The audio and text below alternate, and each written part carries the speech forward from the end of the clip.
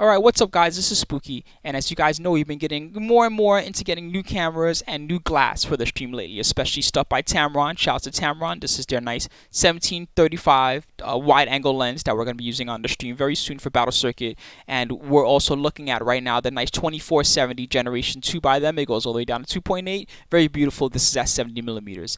Anyway, what this video is about is that lately I get a lot of questions about camera work on a stream in general, including things like, hey Vic, how can I make my cameras look better, and how can I make it look as good as what you do with it, or things like that. So what I'm hoping to do during this tutorial is teach you guys about a thing that I commonly see a lot of guys get wrong, which is depth of field. So one thing that a lot of guys do is they get their nice camera and they get their nice lens. An example, I see a lot of guys that get the 50 millimeter 1.4. They get a nice camera body, and right away 50 millimeter, 35 millimeter 1.4, and they go out and the first thing they do is they set the lens all the way down to 1.4 or whatever the lowest setting is, and they shoot like that. And sure, that gives you a great effect like this. But the thing about it is that, let's say you're at an event, or let's say you're somewhere that you've got a crowd, or you just want to get a lot of what's going on. Well, when you set it like that, your depth of field is just super shallow. Like you can see, like, whoa, you can barely tell what's going on. Even with the homie Kazuya, well, if Kazuya is chilling with you in the crowd, well, guess what? You can't even see him that well because, whoa, as soon as you move around, see how out of focus he gets, right? Well, what that comes down to 9 times out of 10 is it comes down to the f-stop or the t-stop of the lens that you're using. When you have it wide open, the depth of field is going to be shallow. Now, I'm going to show you some different settings to give you guys an idea of how you can make, instead of having it be a shallow depth of focus like that, you can open it up and make it wider so you can get more of the background or more of the things that you want to see during your shots. Anyway, I'll show you guys in the very next clip. Okay, so in this next clip, what we've done is we've set the ISO to 4. And to compensate for that, because we've closed the f-stop some, we had to open up the ISO some, So we set the f to 4 and we set the ISO to 400. Now the difference, as you can notice, is immediately already, right? With Kazuya, is kind of a good test. You can see that he's still kind of in focus, although once I get to around here is where he gets pretty bad. And we'll try again with this build test, which is actually, I like this test a lot.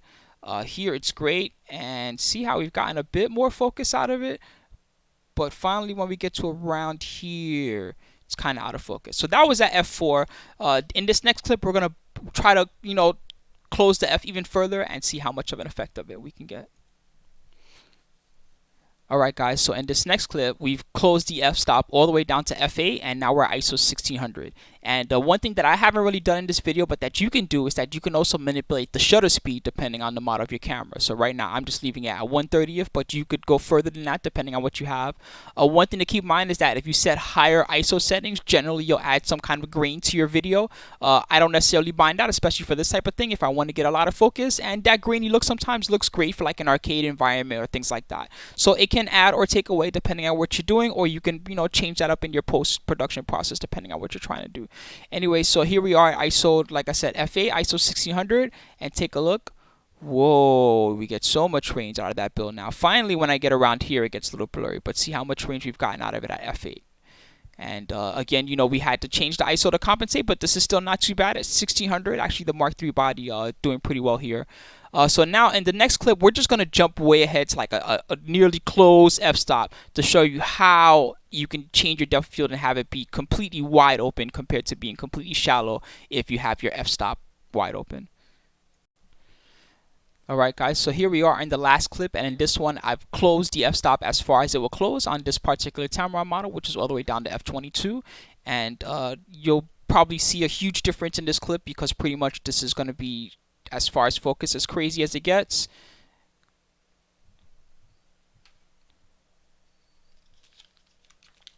Whoa, it's pretty much everything in focus. I did introduce some grain in this video, as you can probably tell if you look at the shirt or maybe the background. There's probably a little bit more grain than there was before, but as you can see, if you're trying to get this type of really wide focus and just have everything in focus and get like crowd shots and things of that nature, if you really want focus like this, then you've got to either have a lot of light, or you've got to make some sacrifices, whether it's to ISO or shutter speed or things of that nature. Yeah, so that's pretty much it. I hope that you guys enjoyed this little tutorial. It was fun for me to talk about all of this. And thanks, give us a follow and check us out on the stream. And I hope to answer. You actually ask me your questions in the comments if you want to know sometime, and I'll try to answer some more questions for you guys about how to implement video and make your video better on your streams. Anyway, much love, guys. Peace out. This is Spooky. See you all soon.